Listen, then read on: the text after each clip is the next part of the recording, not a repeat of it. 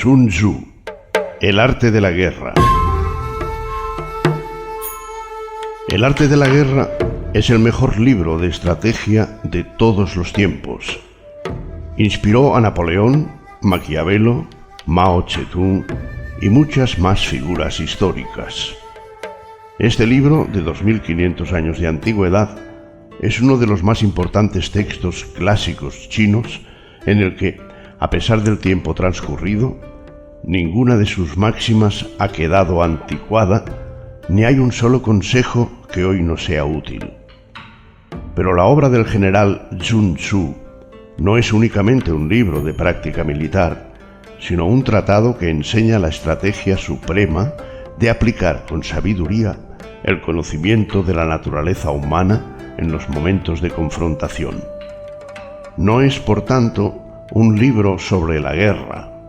Es una obra para comprender las raíces de un conflicto y buscar una solución. La mejor victoria es vencer sin combatir, nos dice Sun Tzu.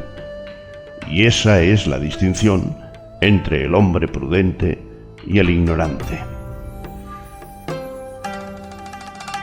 Existen en esta obra 13 apartados fundamentales. Primero, sobre la evaluación. Segundo, sobre la iniciación de las acciones.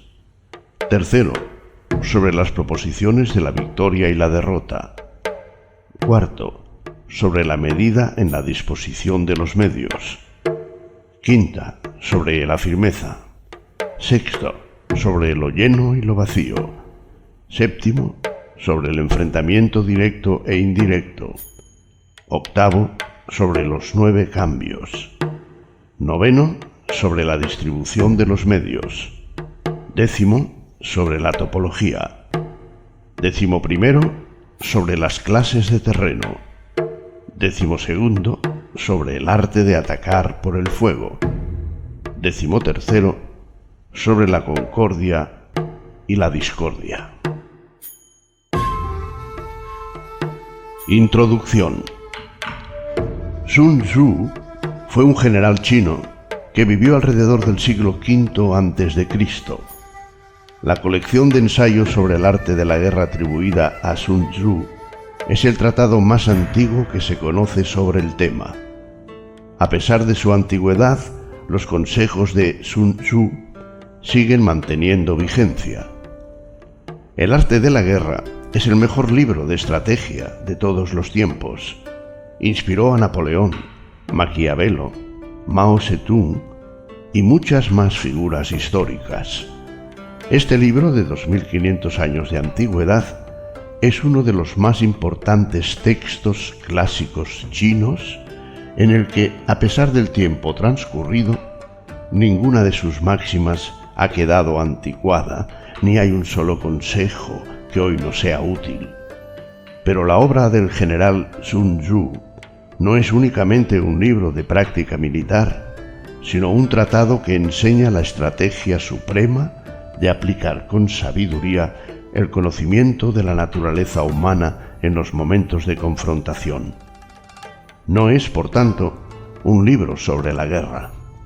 Es una obra para comprender las raíces de un conflicto y buscar una solución. La mejor victoria es vencer sin combatir, nos dice Sun Tzu. Y esa es la distinción entre el hombre prudente y el ignorante. La obra de Sun Tzu llegó por primera vez a Europa en el período anterior a la Revolución Francesa, en forma de una breve traducción realizada por el sacerdote jesuita J.J.M. Amiot. En las diversas traducciones que se han hecho desde entonces, se nombra ocasionalmente al autor como Sun Bu o Sun Zi. El núcleo de la filosofía de Sun Tzu sobre la guerra descansa en estos dos principios. Todo el arte de la guerra se basa en el engaño. El supremo arte de la guerra es someter al enemigo sin luchar. Las ideas de Sun Tzu se extendieron por el resto de Asia hasta llegar a Japón. Los japoneses adoptaron rápidamente estas enseñanzas y posiblemente añadieron algunas de su propia cosecha. Hay constancia de que el principal libro japonés sobre el tema, el libro de los 5 anillos, está influido por la filosofía de Sun Tzu, ya que su autor, Miyamoto Musashi, estudió el tratado de El arte de la guerra durante su formación como samurái. Habitualmente se hace referencia a las culturas orientales como culturas de estrategia, y no es pequeña la influencia de Sun Tzu en este desarrollo cultural. Hoy en día, la filosofía del arte de la guerra ha ido más allá de los límites estrictamente militares, aplicándose a los negocios, los deportes, la diplomacia e incluso el comportamiento personal. Por ejemplo, muchas frases clave de los manuales modernos de gestión de empresas son prácticamente citas literales de la obra de Sun Tzu, cambiando, por ejemplo, ejército por empresa o armamento por recursos, sin ir más lejos. Las ideas siguen siendo completamente válidas a pesar de los 25 siglos transcurridos desde que se escribieron.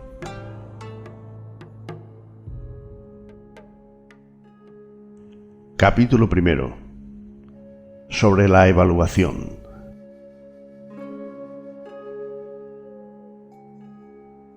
Sun Tzu dice: la guerra es de vital importancia para el Estado. Es el dominio de la vida o de la muerte, el camino hacia la supervivencia o la pérdida del imperio. Es forzoso manejarla bien. No reflexionar seriamente sobre todo lo que le concierne es dar prueba de una culpable indiferencia en lo que respecta a la conservación o pérdida de lo que nos es más querido, y ello no debe ocurrir entre nosotros. Hay que valorarla en términos de 5 factores fundamentales y hacer comparaciones entre diversas condiciones de los bandos rivales con vistas a determinar el resultado de la guerra.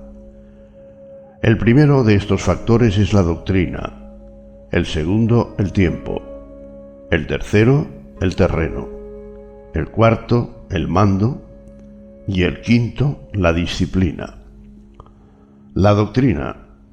La doctrina significa aquello que hace que el pueblo esté en armonía con su gobernante, de modo que le siga donde sea, sin temer por sus vidas ni a correr cualquier peligro.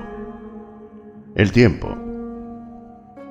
El tiempo significa el yin y el yang, la noche y el día, el frío y el calor, días despejados o lluviosos, y el cambio de las estaciones.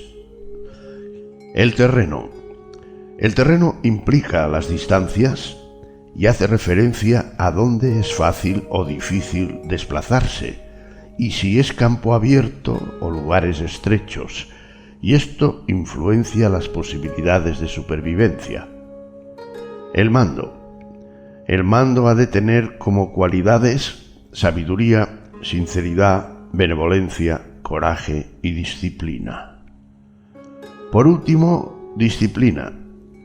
La disciplina ha de ser comprendida como la organización del ejército, las graduaciones y rangos entre los oficiales, la regulación de las rutas de suministros y la provisión de material militar al ejército. Estos 5 factores fundamentales han de ser conocidos por cada general. Aquel que los domina, vence. Aquel que no, sale derrotado.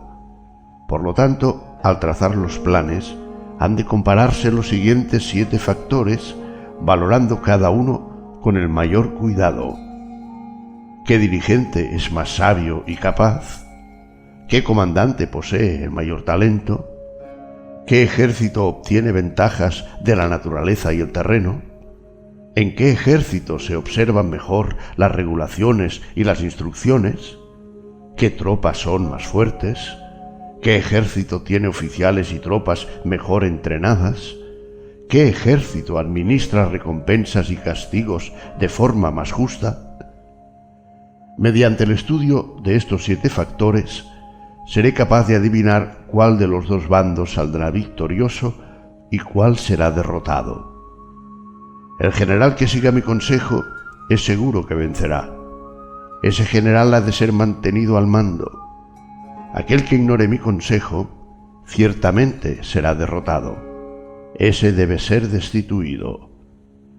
Tras prestar atención a mi consejo y planes, el general debe crear una situación que contribuya a su cumplimiento. Por situación, quiero decir que debe tomar en consideración la situación del campo y actuar de acuerdo con lo que le es ventajoso. El arte de la guerra se basa en el engaño. Por lo tanto, cuando es capaz de atacar, ha de aparentar incapacidad. Cuando las tropas se mueven, aparentar inactividad. Si está cerca del enemigo, ha de hacerle creer que está lejos, y si está lejos, aparentar que está cerca. Poner cebos para atraer al enemigo. Golpear al enemigo cuando esté desordenado. Prepararse contra él cuando está seguro en todas partes. Evitarle durante un tiempo cuando es más fuerte. Si tu oponente tiene un temperamento colérico, intenta irritarle. Si es arrogante, trata de fomentar su egoísmo. Si las tropas enemigas se hallan bien preparadas tras una reorganización, intenta desordenarlas. Si están unidas, siembra la disensión entre sus filas. Ataca al enemigo cuando no está preparado y aparece cuando no te espera. Estas son las claves de la victoria para el estratega. Ahora, si las estimaciones realizadas antes de la batalla indican victoria, es porque los cálculos cuidadosamente realizados muestran que tus condiciones son más favorables que las condiciones del enemigo. Si indican derrota, es porque muestran que las condiciones favorables para la batalla son menores. Con una evaluación cuidadosa, uno puede vencer. Sin ella no puede. Muchas menos oportunidades de victoria tendrá aquel que no realiza cálculos en absoluto. Gracias a este método, se puede examinar la situación y el resultado aparece claramente. Capítulo 2. Sobre la iniciación de las acciones. Una vez comenzada la batalla, aunque estés ganando, de continuar por mucho tiempo, desanimará a tus tropas y embotará tu espada. Si estás sitiando una ciudad, agotarás tus fuerzas. Si mantienes a tu ejército durante mucho tiempo en campaña, tus suministros se agotarán. Las armas son instrumentos de mala suerte. Emplearlas por mucho tiempo producirá calamidades. Como os he dicho, los que a hierro matan, a hierro mueren. Cuando tus tropas están desanimadas, tu espada embotada, agotadas tus fuerzas y tus suministros son escasos, hasta los tuyos se aprovecharán de tu debilidad para sublevarse. Entonces, aunque tengas consejeros sabios, al final no podrás hacer que las cosas salgan bien. Por esta causa, he oído hablar de operaciones militares que han sido torpes y repentinas, pero nunca he visto a ningún experto en el arte de la guerra que mantuviese la campaña por mucho tiempo. Nunca es beneficioso para un país dejar que una operación militar se prolongue por mucho tiempo. Como se dice comúnmente, sé rápido como el trueno que retumba antes de que hayas podido taparte los oídos, veloz como el relámpago que relumbra antes de haber podido pestañear. Por lo tanto, los que no son totalmente conscientes de la desventaja de servirse de las armas, no pueden ser totalmente conscientes de las ventajas de utilizarlas. Los que utilizan los medios militares con pericia no activan a sus tropas 2 veces ni proporcionan alimentos en 3 ocasiones con un mismo objetivo.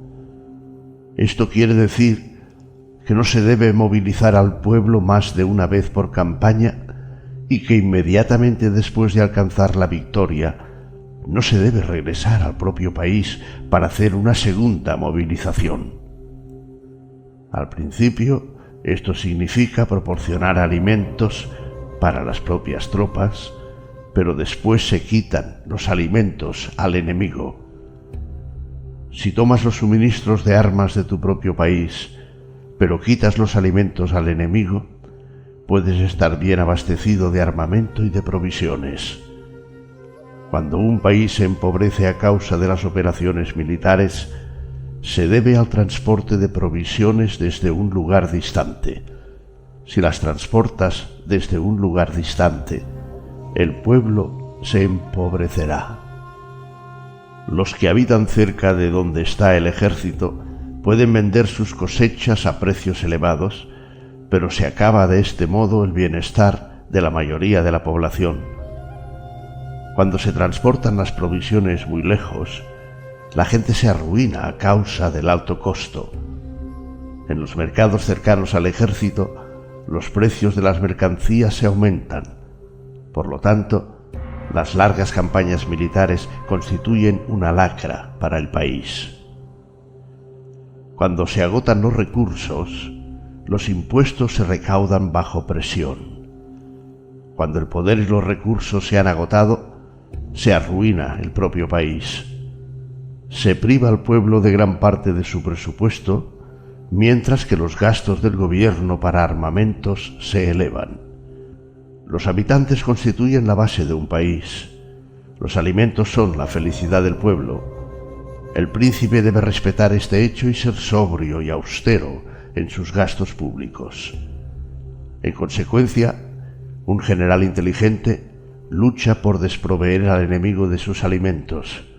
Cada porción de alimentos tomados al enemigo equivale a 20 que te suministras a ti mismo. Así pues, lo que arrasa al enemigo es la imprudencia y la motivación de los tuyos en asumir los beneficios de los adversarios. Cuando recompenses a tus hombres con los beneficios que ostentaban los adversarios, los harás luchar por propia iniciativa, y así podrás tomar el poder y la influencia que tenía el enemigo. Es por esto por lo que se dice que donde hay grandes recompensas, hay hombres valientes. Por consiguiente, en una batalla de carros, recompensa primero al que tome al menos 10 carros. Si recompensas a todo el mundo, no habrá suficiente para todos. Así pues, ofrece una recompensa a un soldado para animar a todos los demás. Cambia sus colores. De los soldados enemigos hechos prisioneros, utilízalos mezclados con los tuyos. Trata bien a los soldados y préstales atención. Los soldados prisioneros deben ser bien tratados para conseguir que en el futuro luchen para ti. A esto se llama vencer al adversario e incrementar por añadidura tus propias fuerzas. Si utilizas al enemigo para derrotar al enemigo, serás poderoso en cualquier lugar a donde vayas. Así pues, lo más importante en una operación militar es la victoria y no la persistencia. Esta última no es beneficiosa. Un ejército es como el fuego. Si no lo apagas, se consumirá por sí mismo. Por lo tanto, sabemos que el que está a la cabeza del ejército está a cargo de las vidas de los habitantes y de la seguridad de la nación. Capítulo 3. Sobre las proposiciones de la victoria y la derrota.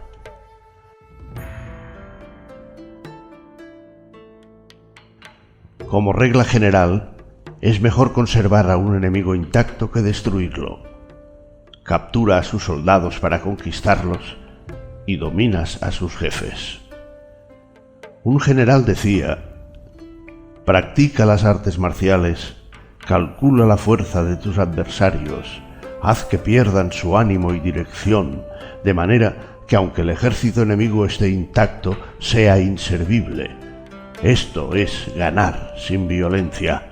Si destruyes al ejército enemigo y matas a sus generales, asaltas sus defensas disparando, reúnes a una muchedumbre y usurpas un territorio, todo esto es ganar por la fuerza. Por esto, los que ganan todas las batallas no son realmente profesionales. Los que consiguen que se rindan impotentes los ejércitos ajenos sin luchar son los mejores maestros del arte de la guerra. Los guerreros superiores atacan mientras los enemigos están proyectando sus planes. Luego, deshacen sus alianzas.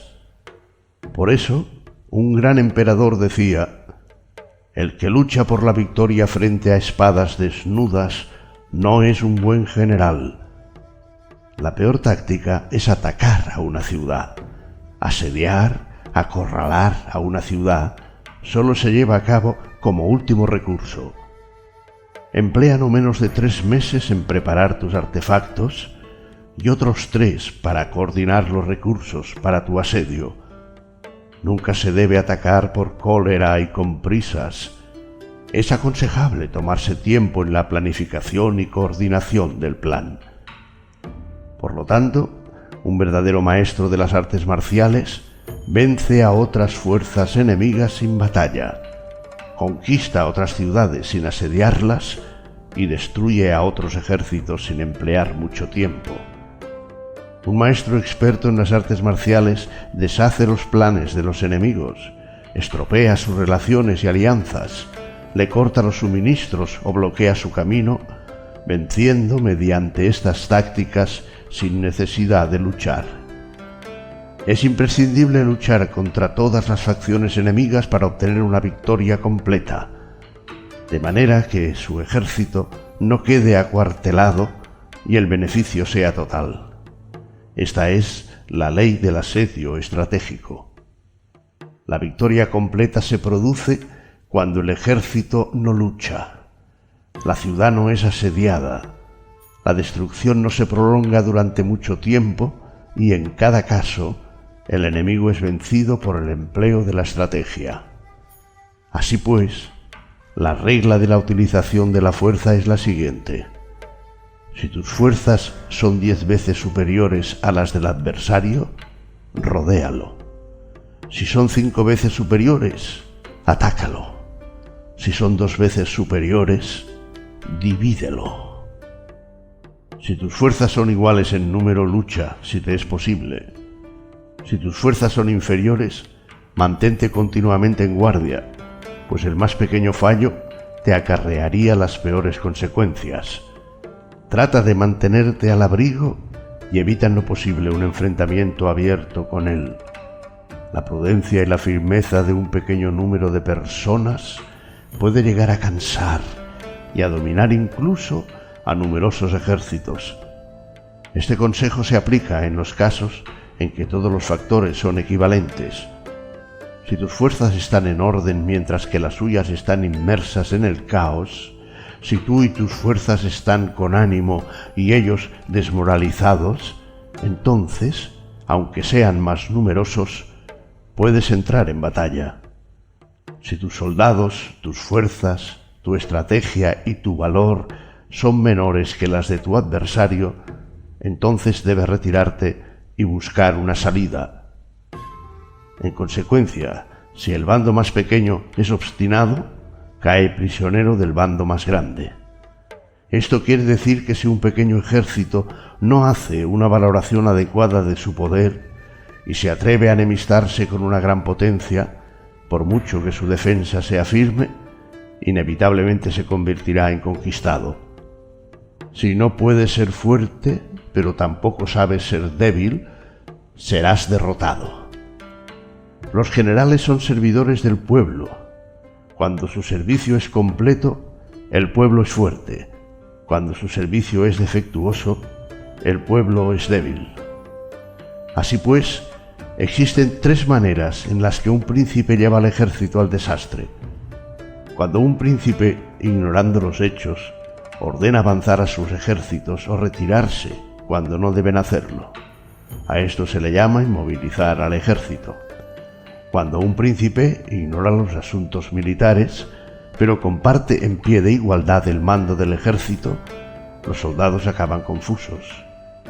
Cuando el príncipe ignora cómo llevar a cabo las maniobras militares, pero comparte por igual su dirección, los soldados están vacilantes.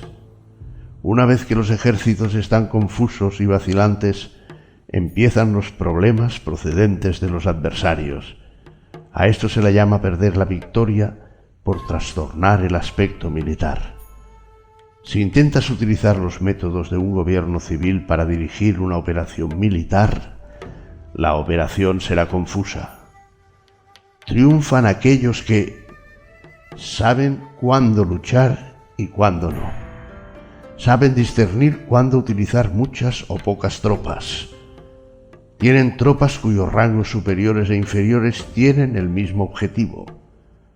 Se enfrentan con preparativos a enemigos desprevenidos. Tienen generales competentes y no limitados por sus gobiernos civiles.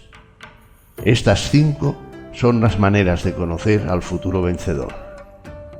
Hablar de que el príncipe sea el que da las órdenes en todo es como el general solicitarle permiso al príncipe para poder apagar un fuego, pero cuando sea autorizado ya no quedan sino cenizas.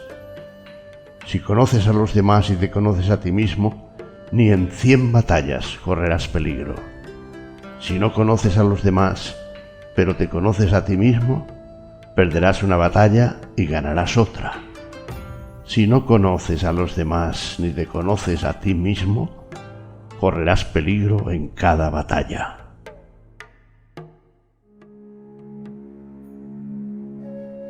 Capítulo 4. Sobre la medida en la disposición de los medios.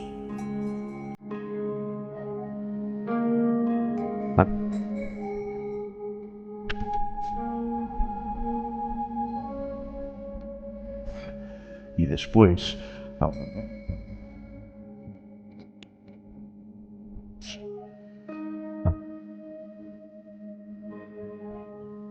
aguardar para la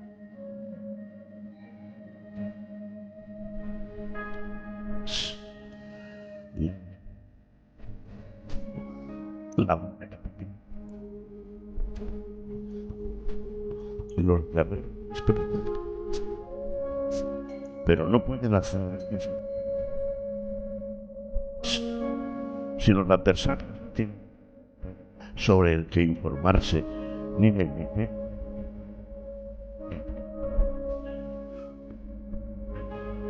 aunque estén bien pertrechados. Por esto es por lo que se dice que la victoria puede ser perfecta, pero no fabricada.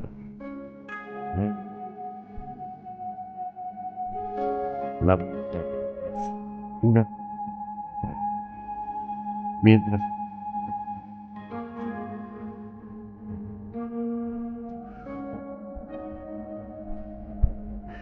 prepárate.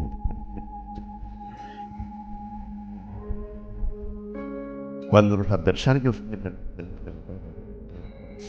es el momento de salir.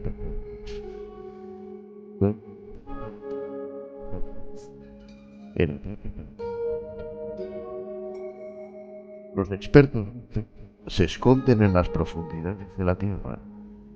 Los expertos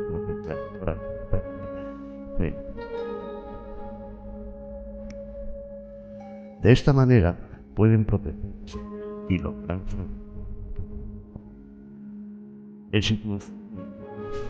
Acalláis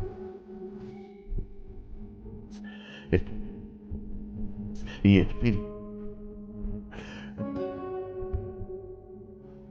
en situaciones de ataque, vuestro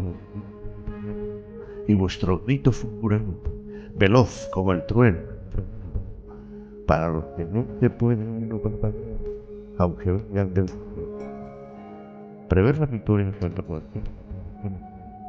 no constituye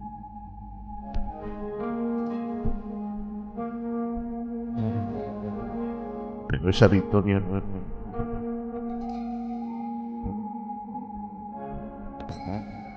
pero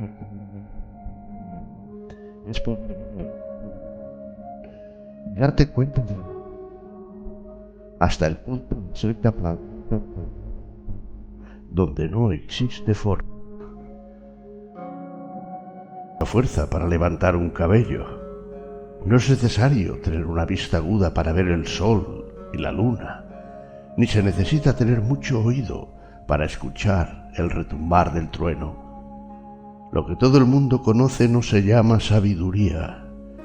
La victoria sobre los demás obtenida por medio de la batalla no se considera una buena victoria. En la antigüedad, los que eran conocidos como buenos guerreros vencían cuando era fácil vencer. Si solo eres capaz de asegurar la victoria tras enfrentarte a un adversario en un conflicto armado, esa victoria es una dura victoria.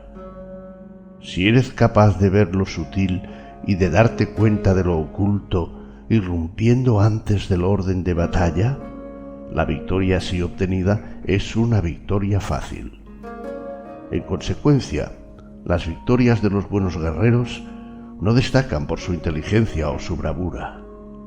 Así pues, las victorias que ganan en batalla no son debidas a la suerte. Sus victorias no son casualidades, sino que son debidas a haberse situado previamente en posición de poder ganar con seguridad, imponiéndose sobre los que ya han perdido de antemano. La gran sabiduría no es algo obvio. El mérito grande no se anuncia. Cuando eres capaz de ver lo sutil, es fácil ganar. ¿Qué tiene esto que ver con la inteligencia o la bravura?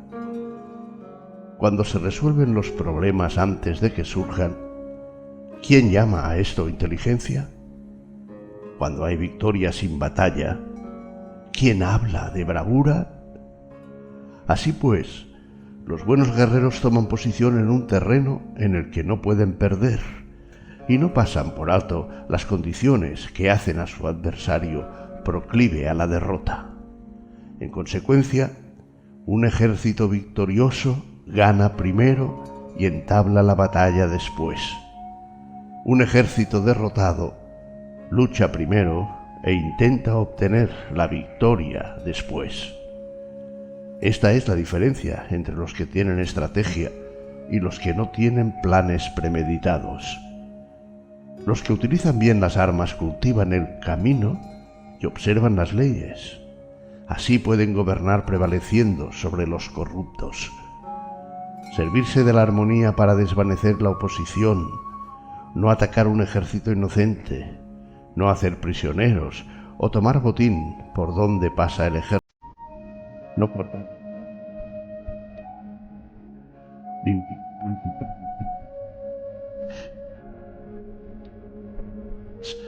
no repetir los de una civilización a mí.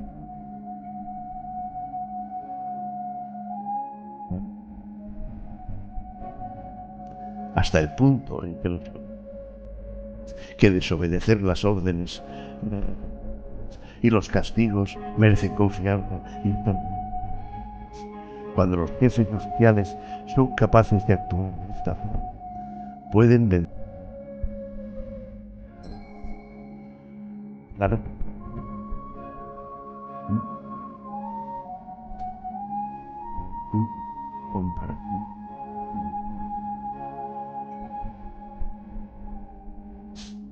Esas anulan las valoraciones. Las valoraciones. Las comparaciones. Mención.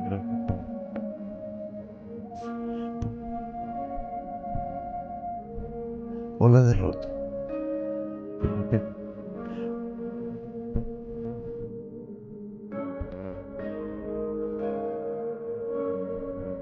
Es comparado con un cuando como si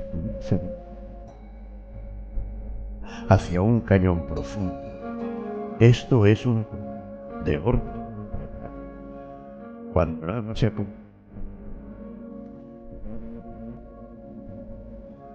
lo mismo nuestra cuando se suelta el agua, se precipita hacia abajo, de manera como nuestro propio.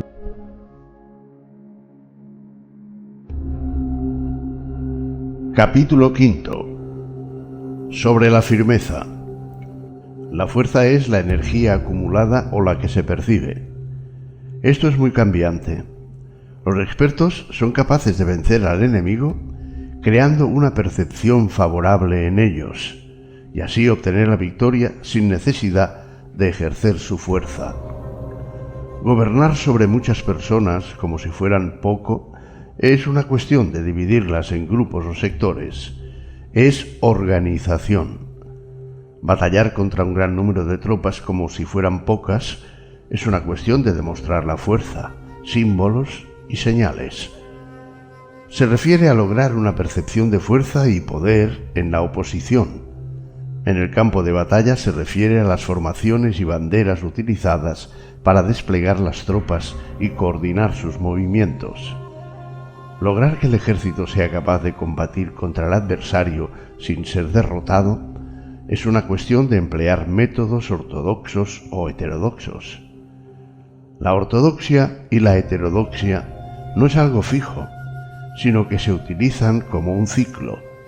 Un emperador, que fue un famoso guerrero y administrador, hablaba de manipular las percepciones de los adversarios sobre lo que es ortodoxo y heterodoxo, y después atacar inesperadamente, combinando ambos métodos hasta convertirlo en uno, volviéndose así indefinible para el enemigo. Que el efecto de las fuerzas sea como el de piedras arrojadas sobre huevos es una cuestión de lleno y vacío. Cuando induces a los adversarios a atacarte en tu territorio, su fuerza siempre está vacía, en desventaja. Mientras que no compitas en lo que son los mejores, tu fuerza siempre estará llena.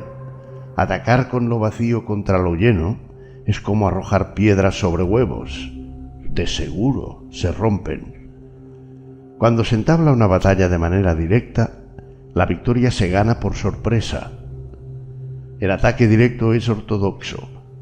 El ataque indirecto es heterodoxo.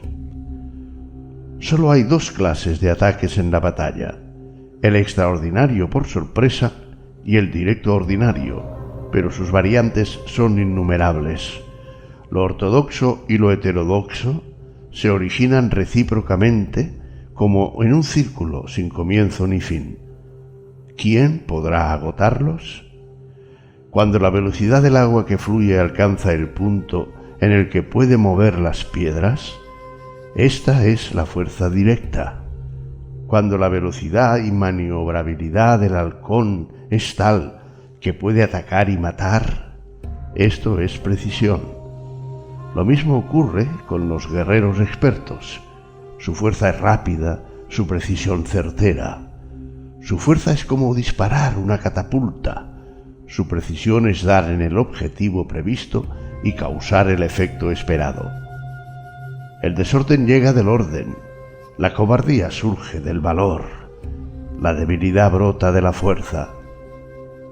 Si quieres fingir desorden para convencer a tus adversarios y distraerlos, primero tienes que organizar el orden, porque solo entonces puedes crear un desorden artificial.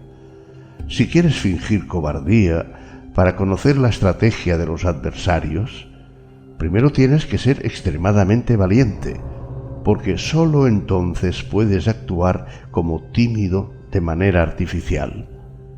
Si quieres fingir debilidad para inducir la arrogancia en tus enemigos, primero has de ser extremadamente fuerte, porque solo entonces puedes pretender ser débil. El orden y el desorden son una cuestión de organización. La cobardía es una cuestión valentía y la de ímpetu. La fuerza y la debilidad son una cuestión de la formación en la batalla.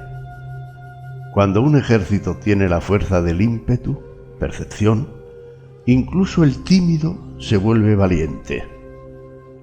Cuando pierde la fuerza del ímpetu, incluso el valiente se convierte en tímido. Nada está fijado en las leyes de la guerra. Éstas se desarrollan sobre la base del ímpetu. Con astucia se puede anticipar y lograr que los adversarios se convenzan a sí mismos cómo proceder y moverse. Les ayuda a caminar por el camino que les traza. Hace moverse a los enemigos con la perspectiva del triunfo, para que caigan en la emboscada. Los buenos guerreros buscan la efectividad en la batalla a partir de la fuerza del ímpetu, percepción, y no dependen solo de la fuerza de sus soldados. Son capaces de escoger a la mejor gente, desplegarlos adecuadamente y dejar que la fuerza del ímpetu logre sus objetivos. Cuando hay entusiasmo, convicción, orden, organización, recursos, compromiso de los soldados, tienes la fuerza del ímpetu y el tímido es valeroso. Así es posible asignar a los soldados por sus capacidades, habilidades y encomendarles deberes y responsabilidades adecuadas. El valiente puede luchar, el cuidadoso puede hacer de centinela, y el inteligente puede estudiar, analizar y comunicar. Cada cual es útil. Hacer que los soldados luchen, permitiendo que la fuerza del ímpetu haga su trabajo, es como hacer rodar rocas. Las rocas permanecen inmóviles cuando están en un lugar plano, pero ruedan en un plano inclinado. Se quedan fijas cuando son cuadradas, pero giran si son redondas. Por lo tanto, cuando se conduce a los hombres a la batalla con astucia, el impulso es como rocas redondas que se precipitan montaña abajo. Esta es la fuerza que produce la victoria. Capítulo 6. Sobre lo lleno y lo vacío. Los que anticipan, se preparan y llegan primero al campo de batalla y esperan al adversario, están en posición descansada. Los que llegan los últimos al campo de batalla, los que improvisan y entablan la lucha, quedan agotados. Los buenos guerreros hacen que los adversarios vengan a ellos y de ningún modo se dejan atraer fuera de su fortaleza. Si haces que los adversarios vengan a ti para combatir, su fuerza estará siempre vacía. Si no sales a combatir, tu fuerza estará siempre llena. Este es el arte de vaciar a los demás y de llenarte a ti mismo. Lo que impulsa a los adversarios a venir hacia ti por propia decisión es la perspectiva de ganar. Lo que desanima a los adversarios de ir hacia ti es la probabilidad de sufrir daños.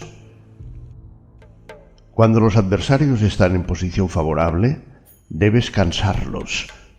Cuando están bien alimentados, cortar los suministros. Cuando están descansando, hacer que se pongan en movimiento.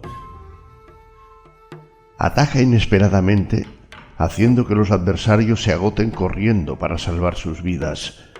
Interrumpe sus provisiones, arrasa sus campos y corta sus vías de aprovisionamiento. Aparece en lugares críticos y ataca donde menos se lo esperen, haciendo que tengan que acudir al rescate. Aparece donde no puedan ir. Dirígete hacia donde menos se lo esperen. Para desplazarte cientos de kilómetros sin cansancio, atraviesa tierras despobladas. Atacar un espacio abierto no significa solo un espacio en el que el enemigo no tiene defensa. Mientras su defensa no sea estricta, el lugar no esté bien guardado, los enemigos se desperdigarán ante ti como si estuvieras atravesando un territorio despoblado. Para tomar infaliblemente lo que atacas, ataca donde no haya defensa. Para mantener una defensa infaliblemente segura, defiende donde no haya ataque. Así, en el caso de los que son expertos en el ataque, sus enemigos no saben por dónde atacar. Cuando se cumplen las instrucciones, Las personas son sinceramente leales y comprometidas. Los planes y preparativos para la defensa, implantados con firmeza, siendo tan sutil y reservado, que no se revelan las estrategias de ninguna forma y los adversarios se sienten inseguros y su inteligencia no les sirve para nada. Sé extremadamente sutil, discreto, hasta el punto de no tener forma. Sé completamente misterioso y confidencial hasta el punto de ser silencioso. De esta manera podrás dirigir el destino de tus adversarios. Para avanzar sin encontrar resistencia, arremete por sus puntos débiles. Para retirarte de manera esquiva, sé más rápido que ellos.